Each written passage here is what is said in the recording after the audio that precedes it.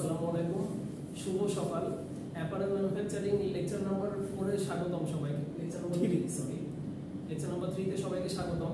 Production system, আপনারা যারা আগে ক্লাস করছেন প্রোডাকশন সিস্টেম মোরলেস আমি প্রোডাকশন প্ল্যানিং এন্ড কন্ট্রোল যেই ক্লাসটা নিয়ে ওখানে ডিসকাস করি, কারণ সিলেবাসটা কিছু জায়গায় ওভারল্যাপ আছে।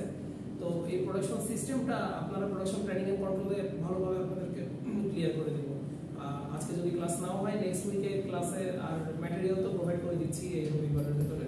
ম্যাটেরিয়াল তৈরি করতে একটু সময় লাগতেছে, তো কিছু নতুন জিনিস আমি অ্যাড করতেছি আপনাদের সুবিধার জন্যই। ওই প্রোডাকশন প্ল্যানিং এন্ড কন্ট্রোলটা আমি অ্যাড করে দিছি না? প্রোডাকশন সিস্টেম পাইছেন আপনারা? একটু চেক করেন।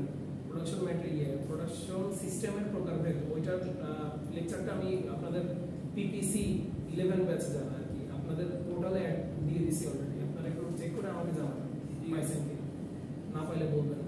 তো আজকে আমাদের 10 তো অবশ্যই দিছি, আমি 11 কে বলতেছি। 11 পাইছে কিনা ওরা ইনশিওর করবে, আপনারাও ইনশিওর করেন। তো এখন টুলস অফ প্ল্যানিং এ চলে যাব, ঠিক আছে? আজকে টুলস অফ প্ল্যানিংটা শুরু করব এবং 1 তারিখের যে ক্লাসটা মিড টার্মের আগে সেই দিনও টুলস অফ প্ল্যানিং নিয়ে কথা বলবো। এই টুলস অফ প্ল্যানিং যে চ্যাপ্টারটা, work measurement, time study, motion study, method study, calculating SMV, setting target production in apparel manufacturing, এটাই হচ্ছে অ্যাকচুয়াল আই ইন্ডাস্ট্রিয়াল ইঞ্জিনিয়ারিং। যারা হচ্ছে আই এক্সিকিউটিভ বা সিনিয়র আই বা আই ম্যানেজার, আর আই থেকেই কিন্তু সবসময় আপনারা দেখবেন আপনার কোম্পানির যে এমডি বা যেমন আমার যে লাস্ট কোম্পানিতে আমি সার্ভ করছি ওখানে কিন্তু এমডির নিচে আরো কিছু পদ ছিল, এমডি বা জিএম, তার নিচে ছিল হচ্ছে এজিএম, ডিজিএম, তার নিচে ছিল পিও, পিএম হচ্ছে plant manager, APM production manager আছে পিএম, কিন্তু ওই হায়ারার্কি প্রোডাকশন ম্যানেজার দিয়ে বলি। এই পিএম আবার রিপোর্ট করতো প্রোডাকশন ম্যানেজার, প্রোডাকশন এজিএম কে রিপোর্ট করবে, মানে আমার ফ্যাক্টরিটার হায়ারার্কি বলতেছি। এই পিএম রিপোর্ট করতে হচ্ছে আরেক পিএম কে, এই পিএমটা হচ্ছে প্লান্ট ম্যানেজার, মানে হায়ারার্কি বুঝাচ্ছি। ওই ইন্ডিয়ান ম্যানেজমেন্টের কোম্পানি, তো তার উপরে ছিল ওএম, অপারেশন ম্যানেজার।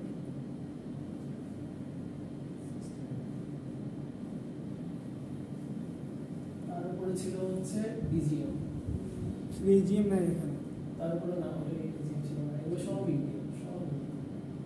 আর এই পিএম এর নিচে ছিল এপিএম অনেকগুলো, মানে হচ্ছে লাইন ওয়াইজ আমাদের তো হচ্ছে 8টা লাইন বা 10টা লাইন মিলে ব্রিগেড হতো, একটা ব্রিগেডে একটা এপিএম, 8টা ব্রিগেড ছিল, 8টা ব্রিগেডে 8টা এপিএম। তো ওইরকম আবার এই প্লান্ট ম্যানেজারের নিচে এদিকে আবার আই ম্যানেজার আছে, আই ম্যানেজারের নিচে হচ্ছে I senior I assistant manager আছে, তার নিচে ছিল হচ্ছে সিনিয়র, তার নিচে হচ্ছে আই এক্সিকিউটিভ। এই আর কি। তো আমি এই হায়ারার্কিটা কি জন্য দেখাচ্ছি, যারা আই ভালো মতো বুঝে, যারা ফ্লোর ভালো মতো বুঝে, তারাই কিন্তু এই আই থেকে সিনিয়র আই হয়, তারপর একটা জাম্প করে অ্যাসিস্ট্যান্ট ম্যানেজার হয় কোনো জায়গায়, আবার তারপর কোনো জায়গায় ম্যানেজার হয়ে যায়। আই ম্যানেজার হয়ে বাংলাদেশি যে ইয়েগুলা মানে লোকাল ওনারশিপের যে ইন্ডাস্ট্রিগুলো, ওগুলো এইসব পদ আবার হয়তো থাকে না।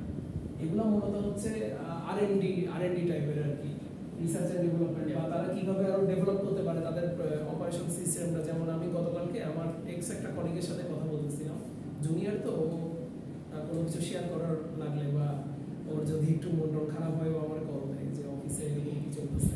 তো আমাদের একটা জিনিস আছে এসএইচ শুনছেন, স্ট্যান্ডার্ড অ্যালোকেটেড আওয়ার, এসএমভি বা এসএএম শুনছেন, স্ট্যান্ডার্ড অ্যালোকেটেড মিনিট। এসএমভি তো জানেন, এসএমভি আর এসএএম কিন্তু সিমিলার, সেম না সিমিলার। এসএএম মানে হচ্ছে স্ট্যান্ডার্ড অ্যালোকেটেড মিনিট, যে মিস্টার রনি একটা অপারেশন করতেছে, তার ওখানে যতটুকু অ্যালোকেট করে দেওয়া হয়েছে তাকে, যে আপনাকে এটা 40 সেকেন্ডে শেষ করতে হবে, ওইটা হচ্ছে তার জন্য SAM, standard allocated minute. Standard allocated minute আর এসএমভি আবার এক না, পার্থক্য আছে, পার্থক্যটা ডিটেইলে পড়াবো। আচ্ছা, তো এই এসএএম থেকে এসএইচ আসছে, standard allocated hour, standard allocated hour আসছে। তো আমাদের কোম্পানি আবার হিসাব করে কিভাবে, এটা আবার কোম্পানি টু কোম্পানি ভ্যারি করে। ওই যে ডেইলি আই কেউ তো এখানে নাই না? আচ্ছা, আপনারা তো এটা জানেন যে কোম্পানিগুলোতে প্রোডাকশন ফ্লোরে প্রতিদিন একটা ফরকাস্ট করে দেওয়া হয়, দিনের শুরুতে ওই প্ল্যানিং এর লোক বা আই লোক ফরকাস্ট প্ল্যানিং আর আই তো লোকাল ওনারশিপ ইন্ডাস্ট্রিতে একসাথে থাকে, ওই জন্য আমি ওভাবে বললাম। না হয় প্ল্যানিং এর হতে পারে না। তারা সকাল 9টার ভিতরে একটা ফরকাস্ট দিবে, সেটা সিনিয়রের সিগনেচার নিয়ে ম্যানেজারের থেকে অ্যাপ্রুভাল নেবে, অথবা ম্যানেজার না থাকলে অ্যাসিস্ট্যান্ট ম্যানেজার থেকে অ্যাপ্রুভাল দিবে যে আজকে আমি ফরকাস্ট দিচ্ছি যে এটা একটা বডি স্যুটের লাইন। বডি স্যুট না আরো ইজি করে বলি, উনি যে টি শার্টটা পরে আছে সিম্পল টি শার্ট ধরে নিচ্ছি, এটা এসএমবি 6 এই লাইনে আজকে টার্গেট দেওয়া আছে 2000 পিস। তা আমি আজকে ফরকাস্ট করলাম যে এই লাইনে 2000 পিস হবে। এবার 2000 পিসের প্রত্যেকটা যদি এসএমবি হয়, এগুলা রাফ না বুঝে আমি অ্যাকচুয়াল ডাটা দিয়ে এক্সাম্পল দিয়ে বুঝে দিব। তাও আমি একটা রাফ বলতেছি যে ধরে দিচ্ছি এসএমবি 6, ঠিক আছে? 20000 পিসের এসএমবি হচ্ছে 6, আর নিচে ডিভাইড করতে হয় আপনার ইয়ে দিয়ে। কন্ডিশনটা জটিল আছে, আর টোটাল আপনার আওয়ার হচ্ছে 10 ঘন্টা যদি শিফট করি, মানে ওটি সহ 10 ঘন্টা শিফট করতেছে, তাহলে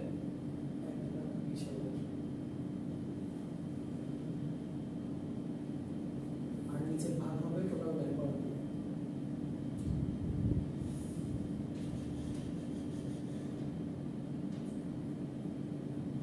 যাই হোক, এই ক্যালকুলেশনটা অনেক জটিল ক্যালকুলেশন, এটা আমি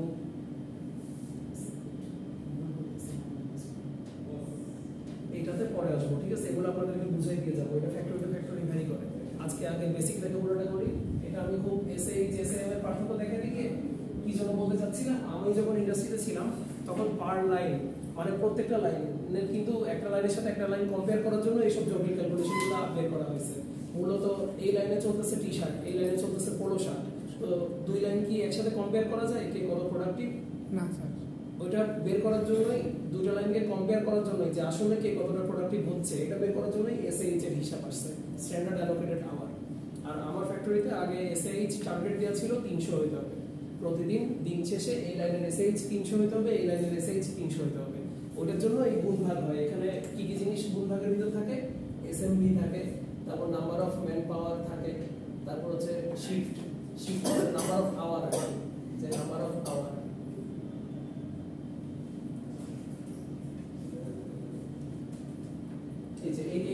এই তিনটা দিয়ে গুণভাগ করে এসএইচ বের করা হয়। আমি ওই ক্যালকুলেশনগুলো দেখাবো আজকে, আসলে একটু বলে ফেলতেছি তো, সব আমার আগের ইন্ডাস্ট্রিতে যে পিডিএফ এ আছে।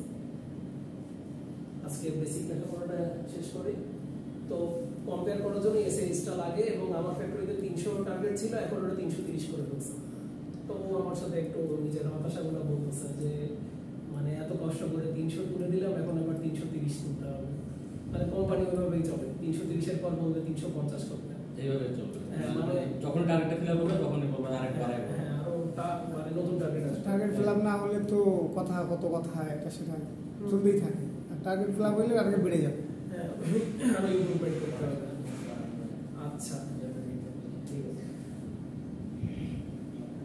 আমি আপনাদেরকে আরো সহজ করে দিব আজকে। জাস্ট জিনিসগুলো বুঝেন, প্রেজেন্ট করি।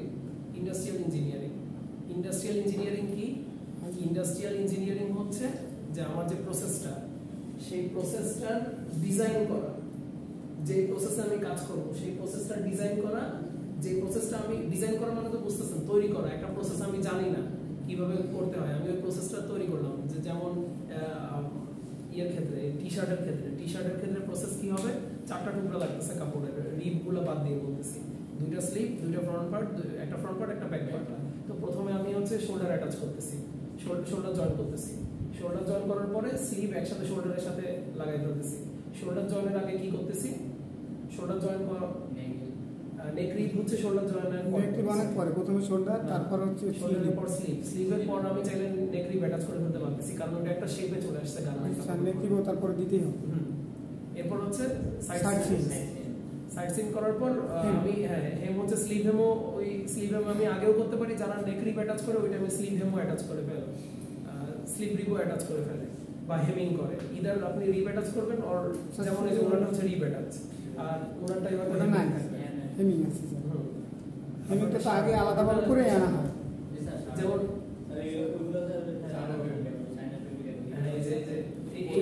কাপড়টা কি আপনারা দেখছেন? এখন এই কাপড়টা মোটামুটি 1.5-2 বছর ধরে চলতেছে, মার্কেটে আছে। ম্যানমেড ফাইবার, হ্যাঁ ম্যানমেড Synthetic. ফাইবার দিয়ে ওই পলিস্টার দিয়ে এটা। তার ভিতরে মূলত এখানে স্ট্রাকচারাল কিছু স্পেশালিটি আছে। আচ্ছা অফ টপিক চলে যাচ্ছি। তো যেটা বললাম যে প্রসেস ডিজাইন করার পর আমি যে প্রসেসটা ডিজাইন করলাম ওই প্রসেসে ইমপ্রুভমেন্ট করা যায় কিনা। এসএমভি আমার আসতেছে 312, যেমন যেই প্রোডাক্টে আমি কাজ করে আসছি ওটার এসএমভি আপনাদের মনে বলছিও যে 3.12 থেকে এখন কমে 2.94 আছে। তাহলে তারা কি করছে, তারা প্রসেসটা ইমপ্রুভ করছে এবং ইমপ্রুভ করার পর ইনস্টলেশন, যে আমার এই প্রসেসটা আমি বানাইলাম, ইমপ্রুভটা পরে আসতেছে। বানানোর পর আমাকে ওই প্রসেসটা ইমপ্লিমেন্ট করতে হবে না। ইমপ্লিমেন্ট মানে ওইটা হচ্ছে প্র্যাকটিক্যাল, মানে বাস্তবে রূপান্তরিত করতে হবে না। এটা তো আমার মাথায় আছে বা কম্পিউটারে আছে, কাগজে কলমে আছে। এটা তো ফিল্ডে অ্যাপ্লাই করতে হবে, এটার মানে প্রয়োগ করতে হবে জিনিসটা। ওটাই হচ্ছে ইনস্টলেশন। তো আইটা কি? I is a industrial engineering is a branch of engineering. এটা ইঞ্জিনিয়ারিং এর এমন একটা শাখা দ্যাট ইজ কনসার্নড উইথ, যেটা কি নিয়ে কাজ করে? Design, improvement and installation of process. কি এখন পর্যন্ত বুঝছেন? জি স্যার, কি বুঝছি। বাংলায় বলতে পারবেন কেউ? আমি যতটুকু বললাম এরপর আরো আছে, মানে চিত্র দিয়ে সংজ্ঞা বের করে বলতে পারবেন আর কি। কেউ বলতে পারবেন? ট্রাই করো। স্যার ইন্ডাস্ট্রিয়াল ইঞ্জিনিয়ারিং হচ্ছে একটা প্রসেস, ইঞ্জিনিয়ারিং এর একটা প্রসেস যেটা ডিজাইন করে, ইমপ্লিমেন্ট করে এবং ওটা অ্যাপ্লাই করে। ইঞ্জিনিয়ারিং এর এটা ইঞ্জিনিয়ারিং এর একটা শাখা। সেখানে কি নিয়ে আমরা লেখাপড়া করতেছি? যে ডিজাইন, প্রসেসের ডিজাইন, ইনস্টলেশন, ইমপ্রুভমেন্ট। এতটুকু ক্লিয়ার নাকি আরেকবার রিপিট করব? আচ্ছা, তো আমরা কি জন্য করতেছি? এই যে প্রোডাকশনের জন্য করতেছি। প্রোডাকশনের জন্য। এবার প্রোডাকশনে আমার কি কি হচ্ছে? মেশিন ম্যাটেরিয়ালস, ম্যান, এগুলো লাগবে। আর আবার বলো। Machine materials, man power. Right, machine materials, man power লাগছে প্রোডাকশনের জন্য আমরা করতেছি। তার মানে কি? ওই প্রোডাকশনটাকে যদি অ্যানালাইজ করি, ভাঙি, ম্যান মেশিন ম্যাটেরিয়ালের প্রপার ইউটিলাইজেশনের জন্য আমি হচ্ছে এটা করতেছি, এই যে ডিজাইন, ইমপ্রুভমেন্ট, ইনস্টলেশন। তাহলে পুরো সংখ্যাটা কি? ইন্ডাস্ট্রিয়াল ইঞ্জিনিয়ারিং হচ্ছে ইঞ্জিনিয়ারিং এর একটা শাখা যেখানে প্রসেসের ডিজাইন, ইমপ্রুভমেন্ট, ইনস্টলেশন নিয়ে কাজ করা হয়। কি জন্য কাজ করা হয়? For optimum production, for ensuring optimum usage, মানে অপটিমাম ব্যবহার অফ ম্যাটেরিয়ালস। ক্লিয়ার? আচ্ছা, আমি আবার মানে জাস্ট এটা লেকচার আজকে এভাবে নিচ্ছি, তো আপনাদেরকে সংজ্ঞা সহ বুঝাই ওইটাও প্রোভাইড করে দিব। স্যার আমরা এইভাবে যদি লিখে হবে না, আপনি যেভাবে বলছেন। হ্যাঁ, আমি তো চাচ্ছি আপনারা বুঝেন, মানে আপনারা জিনিসটা বুঝতে পারলে আমি এই ছবি দিয়ে যদি বলি যে আই সম্পর্কে বলেন, আমরা বলতে পারবো। এইটাই বলতেছি যে এই লেখাপড়াটা কি কঠিন মনে হচ্ছে? এটা বই পড়ে আসলে মজা পাওয়া ইজি। আমি উত্তর দিয়েই দিচ্ছি আপনাদেরকে, জাস্ট আপনারা যদি জিনিসটা বোঝা শিখেন নিজে নিজে পারবেন। যেমন পরেরটাই আসেন, যদি আমি এই ফিগারটা দিয়ে বলি যে একটা ইন্ডাস্ট্রির হায়ারার্কি ওয়ার্ডটা জানা আছে? পদক্রম, যে কে কাকে বস ডাকবে বা কে কাকে বস ডাকবে, এটা একটু শুনতে খারাপ দেখা যায়। কে কাকে রিপোর্ট করবে, এইটার হায়ারার্কি এখান থেকে যদি বের করতে বলি আপনাদেরকে, এটার হায়ারার্কি আপনারা বের করতে পারবেন? জি sir. Supervisor to executive manager. আচ্ছা, আমি ধরে নিচ্ছি এটা প্রিন্সের উত্তর, ঠিক আছে? প্রিন্সের নিজের উত্তর হিসেবে আমি ধরে নিচ্ছি। এবার বলেন, আরেকবার বলেন। স্যার আচ্ছা, অন্য কেউ বলেন, মানে আপনি শুরু করছিলেন তো, আপনি বলবেন? হ্যাঁ স্যার বলেন। এক রিপোর্ট করবে, এক মানে ওয়ার্কার রিপোর্ট করবে টেকনিশিয়ান। আচ্ছা তিনি রিপোর্ট করবে সুপারভাইজার। আচ্ছা, সুপারভাইজার এক্সিকিউটিভ করবে ম্যানেজার, আর ম্যানেজার অ্যাডমিনিস্ট্রেটিভ স্টাফ যা আছে মালিক পক্ষ। যে দুটো কল দিছে ওই দুটো, কারণ ওয়ার্কার তো টেকনিশিয়ান আসলে আপনার টেকনিশিয়ান বলতে। আচ্ছা, এখানে ওয়ার্কার করবে সুপারভাইজার। রাইট, টেকনিশিয়ান তো প্রোডাকশনের আলাদা প্রোডাকশনে যাবে, কিন্তু এই জায়গায় টেকনিশিয়ান ইনভলভ হচ্ছে। আচ্ছা, আমি আগে একটা কোশ্চেন করি আপনাদেরকে। Technician, executive, administrative staff, administrative প্রোডাকশনের কিছু না। 2 4 6 এই তিনটা নিয়ে কি ধারণা আছে? ধারণা না থাকলে বলেন, যে মানে একটু কনফিউজ ফিল করতেছি, এটা একটু এক্সপ্লেইন করলে ভালো হয়। স্যার টেকনিশিয়ান তো সে মেশিন প্রবলেম, মেশিনের কোনো প্রোডাকশন সাপোর্টের টেকনিশিয়ান, মেকানিক। হ্যাঁ, আর মেকানিকও আসলে বলা উচিত না, তারাও এক প্রকার, তারা ওই ব্যাপারে মেকানিক্যাল ইঞ্জিনিয়ার। হ্যাঁ, তাদের দুই রকম আছে আবার টেকনিশিয়ানের ভিতরে, একটা হচ্ছে ইলেকট্রিক্যাল, একটা মেকানিক্যাল। রাইট, একজন হচ্ছে ইলেকট্রিক্যাল, একজন হচ্ছে মেকানিক্যাল। আচ্ছা, এবার হ্যাঁ, আর 4 আর 6 নিয়ে কোনো ডাউট আছে? ইন্ডাস্ট্রিতে আসলে এরা কারা? এক্সিকিউটিভ এগুলো তো প্রোডাকশনের সাথে ইনভলভ। এরা সবটা এক্সিকিউটিভই হয়, শুধু আইই না, প্রোডাকশন এক্সিকিউটিভও আছে। আর এই যে তারপরে যারা প্রোডাকশনের সাইডে আছে, প্রোডাকশনেও কিন্তু এক্সিকিউটিভ আছে, এবং তার নিচে কারা বলতো? এক্সিকিউটিভের নিচে আছে সুপারভাইজার। আপনি কোন পজিশনে আছেন জানো? আপনি ল্যাবে না? না স্যার, আমি প্রোডাকশন। আপনি প্রোডাকশনে না? বাকিরা বলতে পারতেছে না, ঠিক আছে। যেমন ধরেন এই প্রোডাকশনের নিচে সুপারভাইজার, এটা কি আপনারা জানতেন বাকিরা? জি, যেমন 2টা লাইন বা 3টা লাইনে আবার প্রোডাকশন এক্সিকিউটিভও থাকে। যে কোম্পানি, এটা পুরোটাই কোম্পানির নিজের যে মোটো, কোম্পানির নিজের যে গোল, সেটার উপর ওরিয়েন্টেড হয়ে ওরা হচ্ছে ওইভাবে পুরো প্রসেসটা প্ল্যান করে। যে জায়গায় ওরা ভাবে যে আমার একটা গড়পড়তা, এফিসিয়েন্সিতে গড়পড়তা আসুক, আমার অত ডেভেলপ করার দরকার নাই, বা আমি আসলে এখন নর্মাল প্রোডাকশন করে কুলাইতে পারতেছি না, তা আমি ইমপ্রুভমেন্টে পরে যাব। মানে মাত্র শুরু করছি, আমার গার্মেন্টসের বয়স বেশি না, বা আমার এত হ্রাসও নাই, আমি যেভাবে চলতেছে আস্তে ধীরে চলুক, মানে আমি এখনই অত ইয়েতে যাবো না। তো তারা কিন্তু 1-2 দিয়েই সুপারভাইজার একজন একটা লাইনে থাকবে, তারা আলাদা কোনো প্রোডাকশন এক্সিকিউটিভ হায়ার করবে না। প্রোডাকশন এক্সিকিউটিভ কি সব জায়গায় থাকে? সব জায়গায় থাকে না, কারণ এত লোক, তারা লাইন বেশি হইলেও সবগুলো লাইনে করে কি, লাইন তো বেশি হয় গার্মেন্টস মানে দেখা যায় স্যার পুরো ফ্লোরে একটা যেমন। হ্যাঁ, এই তো আপনার গার্মেন্টসে, মানে আপনার গার্মেন্টসে না, আমি যাচ্ছি স্যার উইভিং। আচ্ছা, তারপরে আপনার শিফট সুইচ করার প্ল্যান, ঠিক আছে। আর গার্মেন্টসে যেমন বলে তাহলে ওই সুপারভাইজার উপরে ধরে যে ওই একটা করে ধরে যে 12টা লাইন থাকে, মানে আমাদের উপরে যে তোমরা ছিল 12টা লাইনে ধরে যে ওই 6টার মধ্যে একজন ওই লাইন শিফট ছিল, মানে পুরো লাইনে ও দেখাশোনা করতো, মানে সুপারভাইজার উপরে। এরপরে ওই পুরো ফ্লোরের জন্য একজন এক্সিকিউটিভ ছিল, মানে ফ্লোর ইনচার্জ। হ্যাঁ, এরপরে আপনার ওই প্রোডাকশন ম্যানেজার ছিল, এরকম আর প্রোডাকশন ম্যানেজার পরে ওই আপনার সিনিয়র প্রোডাকশন ম্যানেজার, এরপরে ফ্লোর ইনচার্জ। স্যার সব জায়গায় এরকম নাই, স্যার এক্সিকিউটিভ ফ্লোর ইনচার্জ হিসেবেই কাজ করে। এখন ঘটনা কি, এপিএম তো বলবে না, এপিএম বলবে না, কেন বলবে না? এপিএম কেন বলবে না? এপিএম এর তো তার ওনার ক্ষমতাটা বেশি থাকবে, না বলবে। এপিএম বললে ক্ষমতা থাকবে, স্যালারিও এরকম দিতে হবে, ওনার প্রমোশন হবে, করতে হবে, কম লোক দিয়ে অনেক ভালো কাজ করাচ্ছে, ওনার প্রমোশন হবে। হ্যাঁ, মানে তার ফ্লোর ইনচার্জ মানে কি পুরো ফ্লোরের কোনো পালন কিছু হলে ওটার জন্য লায়াবল কে? ফ্লোর ইনচার্জ ওরাই তো ধরবে, তাই না? তো কিন্তু ওরা লায়াবিলিটি ঠিকই দিবে, কিন্তু ওরা ডেজিগনেশন, অনার ডেজিগনেশন, অনারিয়াম ওগুলো দিবে না, এই আর এটাও। আচ্ছা, এক্সিকিউটিভ নিয়ে তাহলে মোটামুটি একটা আইডিয়া হয়েছে সবার, তাই না? এই যে এই টেকনিশিয়ান, যারা টেকনিশিয়ানদেরও এক্সিকিউটিভ আছে, টেকনিশিয়ান রুট লেভেলের আছে, আবার তাদের এক্সিকিউটিভ আছে, টেকনিশিয়ানের জিএমও আছে। হ্যাঁ, কারণ এটা মানে একটা separate department, maintenance separate department. আমাদের ওখানে আছে মেইনটেনেন্স, হ্যাঁ, আমার জিএম আছে। হ্যাঁ, আমার সব জায়গাতেই আছে জিএম, সব জায়গাতেই আছে। হ্যাঁ, মেইনটেনেন্স জিএম আছে, একদম ফুললি ওরা আলাদা স্যার। জিএম তো ম্যানেজার আর কি। হ্যাঁ,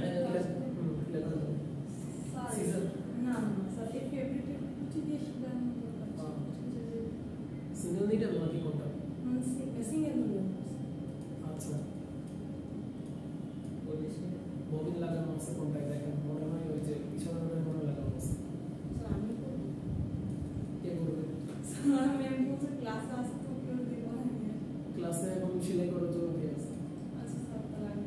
আপনি তাহলে 12:30টার পর ইয়ে করেন, ওইটা ম্যামকে বলেন হাসানকে দিয়ে করানো যায় কিনা। আচ্ছা, এক্সিকিউটিভ নিয়ে যেহেতু কথাবার্তা শেষ করলাম, অ্যাডমিনিস্ট্রেটিভ স্টাফ নিয়ে আপনারা একটু ধারণাটা ক্লিয়ার করি। অ্যাডমিনিস্ট্রেটিভ স্টাফ বলতে কি বোঝেন? এটা হলো এই স্যার হিউম্যান রিসোর্সে যারা থাকবে, অ্যাডমিনিস্ট্রেটিভ, এটা প্রোডাকশনের কোনো জানা এই স্যার। হ্যাঁ, নিয়োগ দেয়, ওয়ার্কারদের কোনো প্রবলেম এটা সলভ করে। ওইটা এই জায়গায় থাকে, আবার অনেক জায়গায় হচ্ছে সেপারেট করে দেয়। যেমন আমার আগের ইন্ডাস্ট্রিতে সেপারেট ছিল কমপ্লায়েন্স বেসড ইন্ডাস্ট্রি, যাদের আলাদা সার্টিফিকেশন আছে, যারা বলে যে আমরা কোনো অধিকার হরণ করি না, মানে মুখের কথা সব কাগজপত্র এগুলা স্যার মুখ দিয়ে বলে শুধু এগুলো কাগজপত্র দেখায় মুখে বলে, কোনো ইন্ডাস্ট্রি বাংলাদেশ এরকম নাই। অ্যাকাউন্টসকে না এটা অ্যাডমিনিস্ট্রেটিভ অ্যাকাউন্টসকে সম্মান দিতে হবে, সম্মান দিয়ে মানে অ্যাকাউন্টসকে আমি আসলে স্লাইডের বাইরে বলেছি, বুঝছেন? অ্যাকাউন্টস নিজে একটা অটোনমি, মানে অ্যাকাউন্টসের কাছে সবাই ঠেকা, ম্যানেজারও ঠেকা, কারণ ম্যানেজারের স্যালারিটা অ্যাকাউন্টস থেকে দিয়ে কালেক্ট করতে হবে। তো ঠিক আছে, অ্যাকাউন্টস অ্যাডমিনের অংশ বলতে চাচ্ছি না, অ্যাডমিনিস্ট্রেটিভ ওয়ার্কই তো করে, কাগজপত্রের কাজ যারা করে। যদি ম্যানেজারের পরে অ্যাডমিনিস্ট্রেটিভ স্টাফ যেই সংখ্যাটা করছেন সেই ক্ষেত্রে আমি বলবো ফ্যাক্টরি ম্যানেজার কিন্তু ম্যানেজারদের অংশ, মানে তারা হচ্ছে ম্যানেজমেন্ট, এটা অ্যাডমিনিস্ট্রেটিভ স্টাফ। এবার অ্যাডমিনের ভিতর আমি বুঝেছি কারা, এরা সরাসরি আপনার ওই ভ্যালু অ্যাডের সাথে জড়িত না। আমি একটা জিনিস, একটা কনসেপ্ট প্রায় সময় বলি, একটা হচ্ছে ভ্যালু অ্যাডেড আর একটা হচ্ছে নন ভ্যালু অ্যাডেড। এটা বিভিন্ন জিনিস হতে পারে, একটা প্রোডাক্ট মানে একটা অ্যাক্টিভিটি, এই অ্যাক্টিভিটিটা ভ্যালু অ্যাডেড অ্যাক্টিভিটিও হতে পারে, আর একটা অ্যাক্টিভিটি ওটা নন ভ্যালু অ্যাডেডও হতে পারে। যেমন সোজা বাংলায় সবচেয়ে বড় ভ্যালু এডিশন করতেছে কারা, ভ্যালু বা সবচেয়ে বড় ভ্যালু জেনারেশন করতেছে কারা, এই যে ওয়ার্কার। বাকি সবগুলাই more or less non value added. আপনারা হচ্ছে এক্সিকিউটিভ যারা বা সুপারভাইজার যারা, আপনারা হচ্ছে লাঠিয়াল বাহিনী, আপনারা ছড়ি ঘুরাচ্ছেন। তো এটা হচ্ছে যে মোটিভেট করতেছে যে করো করো আরো কাজ করো। তো এটা সরাসরি তো ভ্যালু অ্যাডেড না। এইবার নন ভ্যালু অ্যাডেডের ভিতরেও দুইটা সাইড আছে, একটা হচ্ছে টেকনিক্যাল সাইড, একটা হচ্ছে জেনারেল সাইড। মানে জেনারেল মানে হচ্ছে যারা টেকনিক্যাল নলেজ, ইন্ডাস্ট্রিতে কি চলতেছে ওর জানার দরকার নাই, বা ও হয়তো জানেও না, ও ওর পেপার ওয়ার্ক করতেছে। তো এরাই হচ্ছে অ্যাডমিন। যেমন আমাদের ভার্সিটিতে অ্যাডমিন যে সেকশনটা, ওরা কি দেখে, ও কি এসে আপনাদেরকে অপারেশনাল ব্রেকডাউন বলবে, মানে তার তো ওইটা জানার দায়িত্ব না। তার দায়িত্ব কি? তার দায়িত্ব হচ্ছে যে এখানে ফ্লোরে কোনো অ্যাবোমিনেশন হচ্ছে কিনা, ফ্লোরে কোনো কিছু, যেমন কয়দিন আগে আমাদের হচ্ছে একটা চুরি হয়েছিল ফ্লোরে, প্রত্যেকটা ফ্লোরে ওই ফায়ার এক্সটিংগুইশারের যে পাইপগুলো কেটে কেটে নিয়ে চলে গেছিল। ওগুলোকে নাকি কস্টলি, ওটা নাকি একটা ব্ল্যাক মার্কেটে নাকি ভ্যালু আছে, তো ওগুলো কেটে কেটে নিয়ে গেছিল। ওটা তো তখন ওটা রিপ্লেস করার কার দায়িত্ব হয়েছে? ওটা অ্যাডমিনের দায়িত্ব হয়েছে। আপনাদের এখানে যদি ইয়ে হয়, এখন যদি ধরেন আমরা বলতেছি যে আরো দুইটা মেশিন আনবো, এই দুইটার জন্য আমাদেরকে অ্যারেঞ্জমেন্ট করে দিতে হবে, যে আলাদা ইলেকট্রিক্যাল লাইন করে দিতে হবে, আর আমাদেরকে একটু ম্যানেজ করে আরো দুইটা স্পেস দুই সাইডে একটা বাড়াইতে হবে। ওগুলো অ্যাডমিনের দায়িত্ব করবে, যে এটা রেডি করে দেয় অ্যাডমিনের দায়িত্ব। তারপরে আমরা মেশিন এনে মেশিন প্লেস করবো। তো এই আমাদের অ্যাডমিন এগুলো করে আর কি। আর এখানে আপনারা যে দুটো গুরুত্বপূর্ণ পয়েন্ট বলছেন, এইচআর আর কমপ্লায়েন্স, এছাড়া যেমন অনেক ফ্যাক্টরিতে আলাদা একটা অনেক বড় অ্যারেঞ্জমেন্ট থাকে ট্রান্সপোর্টেশন।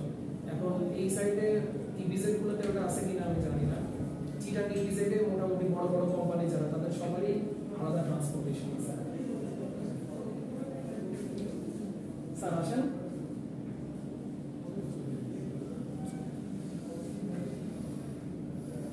তারপর ট্রান্সপোর্টেশন ছাড়া আর কি আছে? আমার ইন্ডাস্ট্রিটা কি ছিল? এইচআর আলাদা ছিল, কমপ্লেন্স ছিল, ট্রান্সপোর্টেশন ছিল।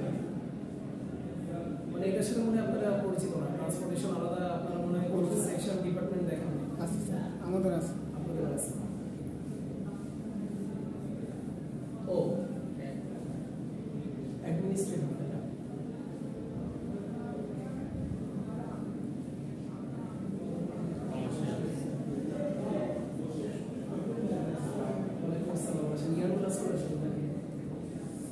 দেখা মিলে যায়। অ্যাকাউন্টস এর ভিতরে আমি কাউন্ট করে দিলাম, কমার্শিয়াল অ্যাকাউন্টস, কমপ্লায়েন্স আর মেইনটেনেন্স আলাদা বলছি। এগুলো হচ্ছে অ্যাডমিনিস্ট্রেটিভ স্টাফের অংশ। আচ্ছা, তারপরে একটু নেক্সটটাতে যাই। নেক্সটটাতে যাওয়ার আগে এখানে তাহলে বুঝতে পারছেন তো যে 6 কিন্তু সরাসরি এই হায়ারার্কিতে জড়িত না। ম্যানেজাররা কিন্তু অ্যাডমিনকে গিয়ে রিপোর্ট করে। এখানে ওই হায়ারার্কিটা চলে হচ্ছে ওয়ার্কাররা সুপারভাইজারকে রিপোর্ট করে, বা তাদের প্রবলেমগুলো সুপারভাইজাররা দেখে, সুপারভাইজাররা আবার কোনো কিছু বুঝলে না বুঝলে এক্সিকিউটিভদের সাথে আলোচনা করে, ওখানে আবার সেপারেট ডিপার্টমেন্ট আছে, প্রোডাকশন আলাদা ডিপার্টমেন্ট আছে, আই আলাদা ডিপার্টমেন্ট আছে, আর একটা হচ্ছে কোয়ালিটি আলাদা ডিপার্টমেন্ট আছে। মূলত সুইং ফ্লোরের কথা বলতেছি। Production quality I. এবার বলেন এদের ভিতরে সম্পর্ক কিরকম? বন্ধুত্বপূর্ণ? সেই সুন্দর সম্পর্ক। প্রোডাকশনের আই মোটামুটি একটু আছে, কিন্তু কোয়ালিটির সাথে খুব ভালো হয় না। এগুলো হচ্ছে ইন্ডিয়া, পাকিস্তান, বাংলাদেশ। ক্রিকেটের পয়েন্ট অফ ভিউ থেকে বলা যেতে পারে, অন্য কিছু না। কেউ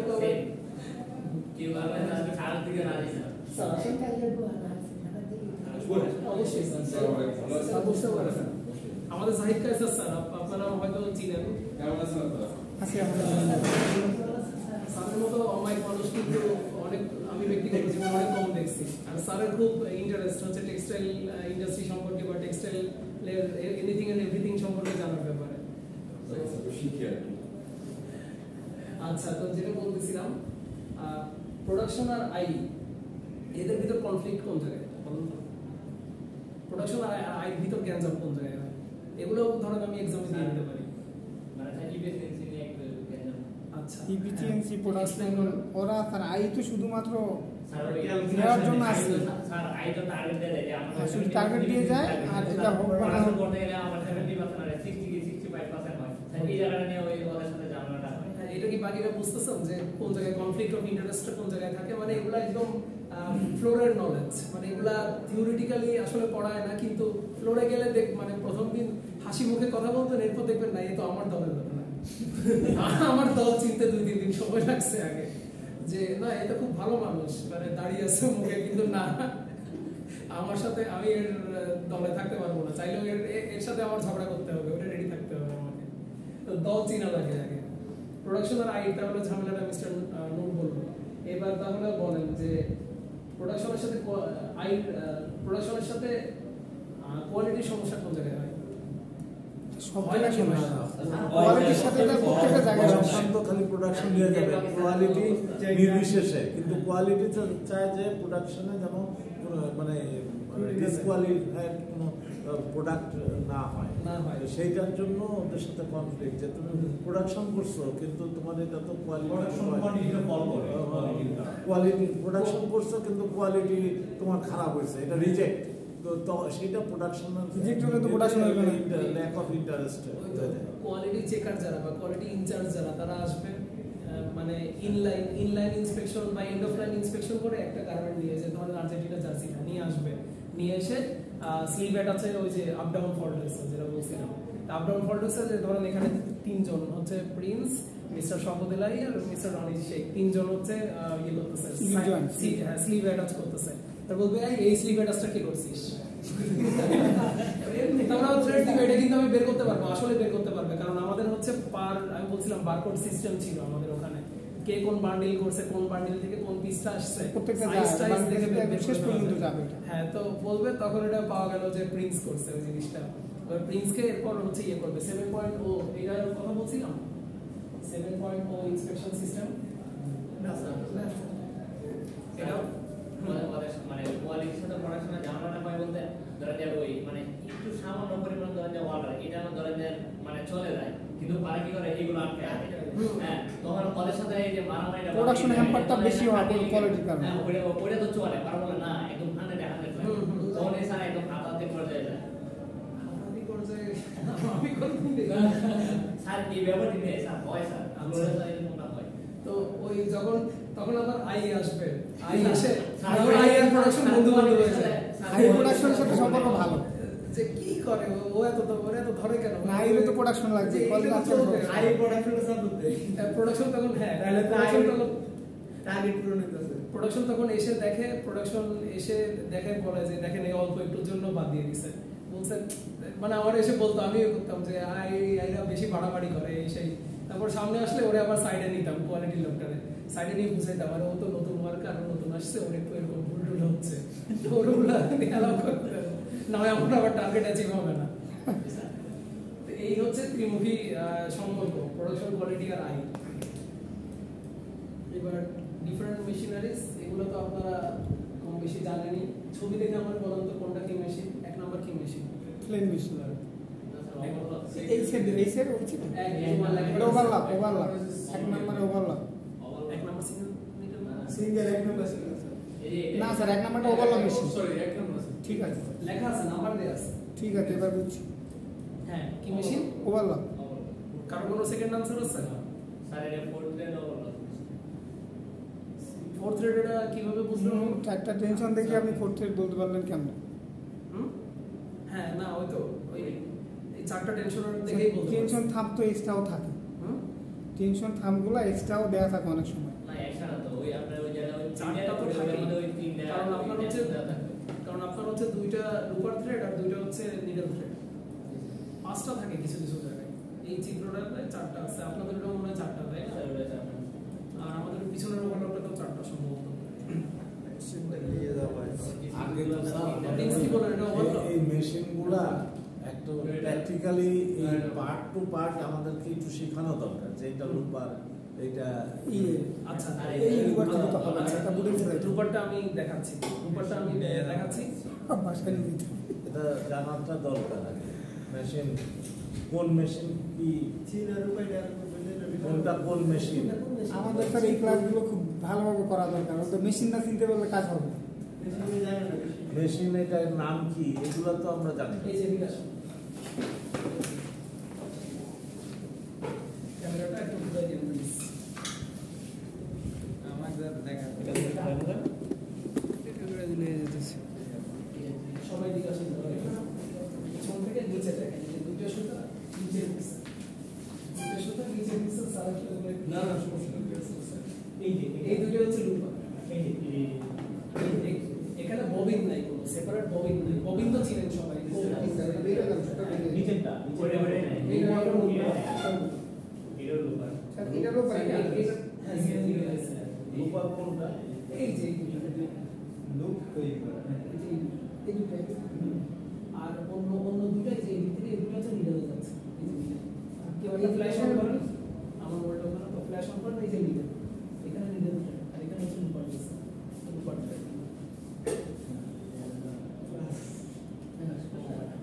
আপনারা নেটে অ্যাভেলেবল ছবি পাবেন, এই যে মেশিনের ভিতরের ছবি ভিডিও পাবেন। এখানে দুশো টাকা।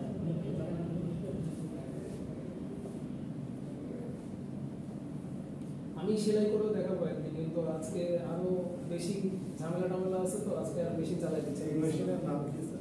এটা এই মেশিনটা আর একদম পিছনের মেশিনটা সেম মেশিন। এটা হচ্ছে একটু আপগ্রেডেড মডেল, এই জন্য এটার স্ট্রাকচারটা একটু ডিফারেন্ট। ওভারলকগুলো সবসময় স্কোয়ার শেপে হয়, ছোট, সবচেয়ে ছোট মেশিন হচ্ছে ওভারলক। এটা একটু আপগ্রেডেড আর কি, এটাতে আপনি স্পিড করতে পারবেন, সেট করতে পারবেন, ওই স্পিডে চলবে। মন কেউ পায়। মন কেউ পায়। এই যে ও অত আপগ্রেডেডও না, মানে ওইটা হচ্ছে আপগ্রেডেড, ওইটা হচ্ছে আপগ্রেডেড। আলাদা মনিটর আলাদা করে দেওয়া যায় ও হ্যাঁ, ওগুলোতে আলাদা করে আলাদা ছোট আলাদা মনিটর দেওয়া হয়। সেটা আরো আপগ্রেডেড। ইলেকট্রিক্যাল ডিপার্টমেন্টের কাছে রিসার্চ করে আলাদা একটা লুপার বাকিগুলো ওই যে ওটা সাবমিট ছিল, ওইটাও লুপারটা দেখে আসতে পারো।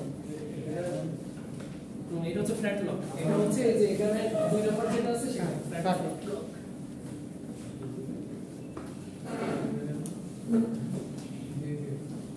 ওখানে 5 থ্রেডেড সেলাই হয়। ফ্ল্যাট লকটাতে সামনে থাকবে সোজা সেলাই যাবে প্লেন মেশিনের মতো, আর পিছনে লক হয়ে যাবে। সামনে দুইটা আর পিছনে তিনটা আছে। আরেকটা কথা, এইগুলা কিন্তু চেইন স্টিচের ডেরিভেটিভ ধরা যায়, চেইন স্টিচের ডেরিভেটিভ ধরা যায়, কিন্তু অ্যাকচুয়াল চেইন স্টিচও আছে আবার, মানে চেইন স্টিচ ফ্ল্যাট লকটা ধরা, এই গোলাপ লক তো ধরা না, যাচ্ছে। ওই ফ্ল্যাটটার কথা বলছি। আবার আচ্ছা, এই ফ্ল্যাট লক যেটা আপনারা একটু বলতে পারবেন যে ওভারলক ফ্ল্যাট লকে কি কি করা হয়, সেলাই করা হয়, আর ওভারলকে কি কি সেলাই করা হয়, মনে আমি এই কথাটা আগে ডিসকাস করছি। ফ্ল্যাট লকের 60 সিএমটা 60 সুতো করা না সাইডকে ওভারলক সাইডে করা। সাইড সিম স্লিভ অ্যাটাচ ওভারলক এটা করে ফ্ল্যাট লকে কি করে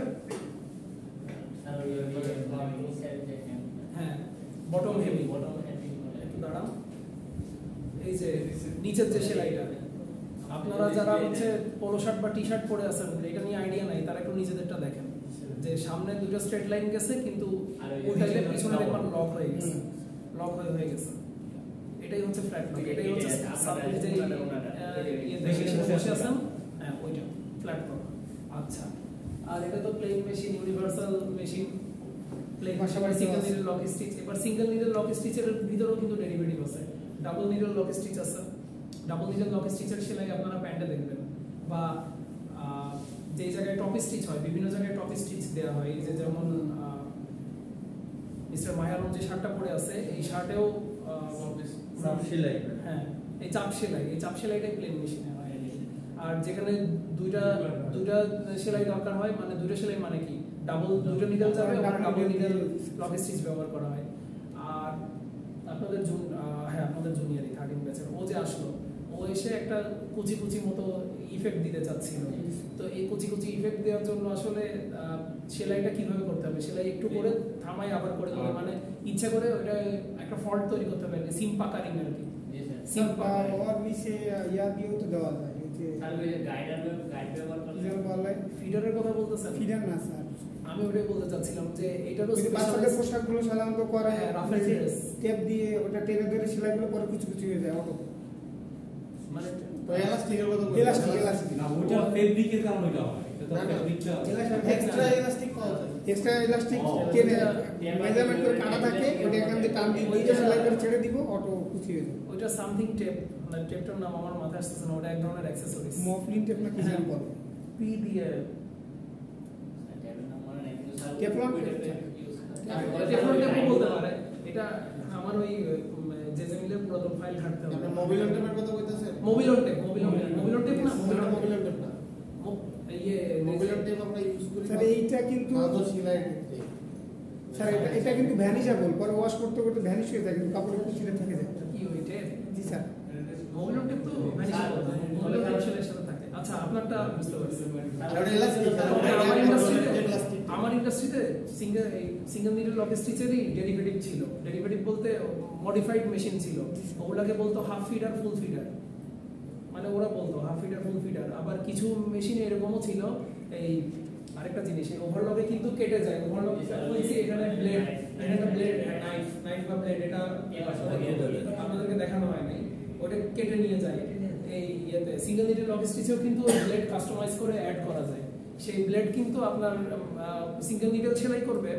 এটা কিন্তু ইয়ে সেলাই করতেছে এই সেলাইটার স্টিচ ক্লাস হচ্ছে 500 মানে 501 এজ নিডলিং বলে আর এটাও আছে তো এটাও কাটে হ্যাঁ ওভারলকের কথা তো বলতেছি এজ নিডলিং তো এই এজ নিডলিং মানে কি এজ নিডলিং মানে হচ্ছে কিনারা একদম ছেটে চলে যাবে মানে কোনো রয়েস থাকবে না হ্যাঁ রয়েস থাকবে না তো এই এজ নামাজের সময় হয়ে গেছে আচ্ছা মসজিদে জায়গা পাবে শেষ করে দিচ্ছি এই এজ নিডলিংটা মডিফাই করে সিঙ্গেল নিডলে বসানো যায় আর এই মেশিনটা কিসের মেশিন বলো স্ন্যাপ বাটন এটা হচ্ছে বাটন ডাস স্ন্যাপ বাটন আর তারপর এটা হচ্ছে স্কিম আয়রন আর এগুলো হচ্ছে ওই যে বিভিন্ন যেগুলো যে ট্রিমার তারপরে এটা হচ্ছে এটা কি পাঁচ নাম্বারটা কি বলবো স্যার এটা হচ্ছে ওই ওপেনার স্টিচ ওপেনার আর স্টিচ হবে না নাকি ওই স্টিচ সিম রিপার মধ্যে স্টিচ হতে না বলা যায় আর তিনটা স্লাইড একটু দেখাই দিই এই স্লাইডগুলো আমাদের গ্রুপে হ্যাঁ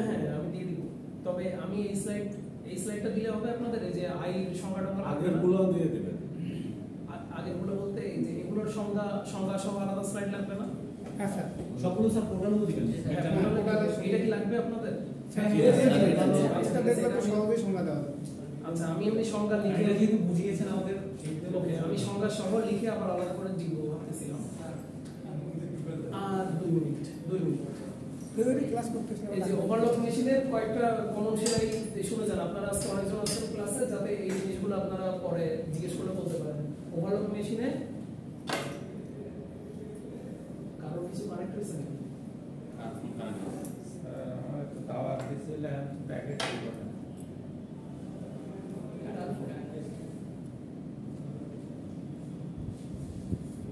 প্যাকেট দিবে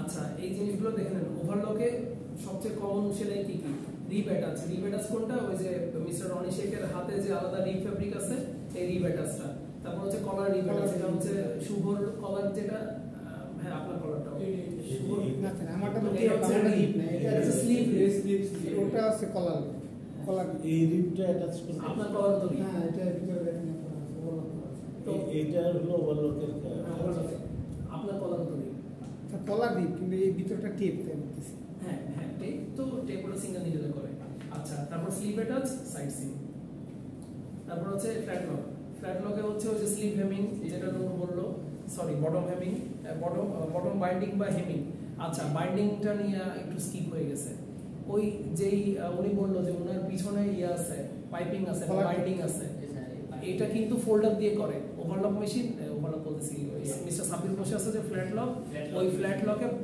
ফোল্ডার অ্যাড করে সেই ফোল্ডার দিয়ে বাইন্ডিং এর সেলাই করতে হবে ওটার ইউটিউবে ভিডিও দেখাবো আপনাদেরকে আপনারা এখন শুনে রাখেন আপনি তো মনে হয় চিন্তাছেন বিভিন্ন মেজারমেন্টের ফোল্ডার আছে এই যে বাইন্ডিং এর ব্যাপারটা তো আপনি যেহেতু আপনি কি ইয়েতে আছেন ফ্লোরে জিবিকিউতে আছে স্যার জিপিকিউতে ইন্সপেকশনে আছেন না ওই জন্য একটু চুপ করে আছেন না আমি এত কথা বলতেছি একটু ভিলেন করে করে দেখাচ্ছি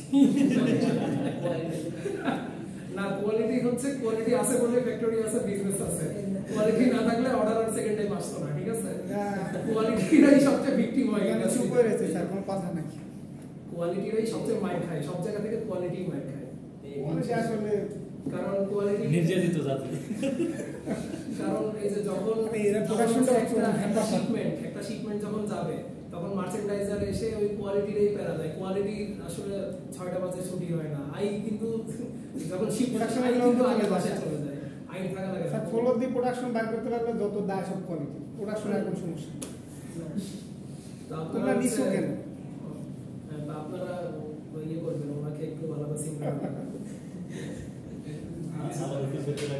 এবার সিঙ্গেল নিডল অফিস স্টিচ নিট ফ্যাব্রিকের ক্ষেত্রে যে আমরা গেঞ্জির কাপড় এগুলো সিঙ্গেল নিডল অফিস স্টিচে কি কি সেলাই থাকে লেভেল যে অ্যাটাচ করা তারপর স্লিভ আমরা যে ইয়ে করছে ওভারলক করছে সেটার শেষে একটা সেলাই দেয়া ছোট্ট সেলাই সেটাকে বলা টপ স্টিচ টপ স্টিচ হচ্ছে ওইটা না উপর দিয়ে যে সেলাই করে ওটা টপ স্টিচ এমনসি টাক ওই যে টাক বোঝে নাই স্যার আমি বলি লেভেল আগে মেক করে নেই ধরো আপনার 4 পিস 5 পিসের লেভেল আছে এয়ার লেভেল সেই ক্ষেত্রে মেক করার জন্য আমরা সিঙ্গেল নিডল ইউজ করি আর লেভেল তো অ্যাটাচ করে ওভারলকে টাকটা বুঝে দেন মানে টাকটা টাকটি বুঝছেন আপনি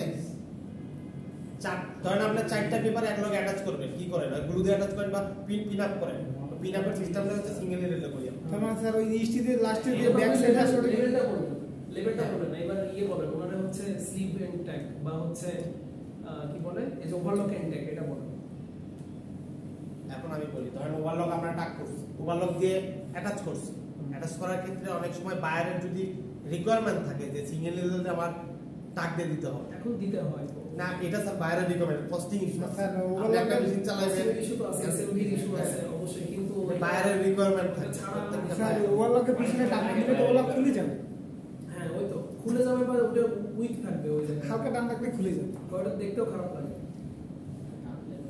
এটা কি বুঝতে পারছেন ওভারলক সেলাইয়ের শেষে সিঙ্গেল নিডল দিয়ে ছোট্ট একটা সেলাই মারা হয় ওটাকে টাক বলে জাস্ট একটা ওই যে রেখাটা আসছে এভাবে সেলাই করে আরে আমি আমার কাছে স্যার এই যে আমার সুতোটা যাতে করে না খুলে যায় রাইট স্যার যেমন ওই হেমের মাথা টাথা সব জায়গায় টাক দিয়ে দেওয়া হ্যাঁ হেমের মাথা বলেন বা ওভারলক সেলাই যে জায়গায় হইছে এটা শোল্ডার অ্যাটাচে হইতে পারে শোল্ডার জয়েন্টে হইতে পারে এটা স্লিভ অ্যাটাচে হইতে পারে এটা স্টিচটা আটকে দেওয়ার জন্য টাকা দেওয়া হয় আর এই যে টপ স্টিচ যেটা টপ স্টিচ হচ্ছে আপনারা খেয়াল করে দেখবেন একটু ভালো দামি কাপড় যেগুলো প্রত্যেকটা টপ স্টিচ এই যে দেখেন এই যে এখানে একটা প্লেন কিন্তু রাখা হ্যাঁ টাকনা দিলে তো খুলে যাবে আপনার খুলে যাওয়া আটকানোর জন্য এটা দিয়ে অবশ্যই খুলবে আপনি রাখতে পারবেন না আচ্ছা এসএমবি নিয়ে আর ক্যালকুলেশন যেগুলো এসএম এগুলো নিয়ে আমি ডিটেইল একটা জিনিস আনবো আর আজকে ভাবছিলাম এগুলো দেখাবো আমরা হচ্ছে মায়ের দোয়া থেকে জার্সিটা কেনা হয়েছে আর মায়ের দোয়া থেকে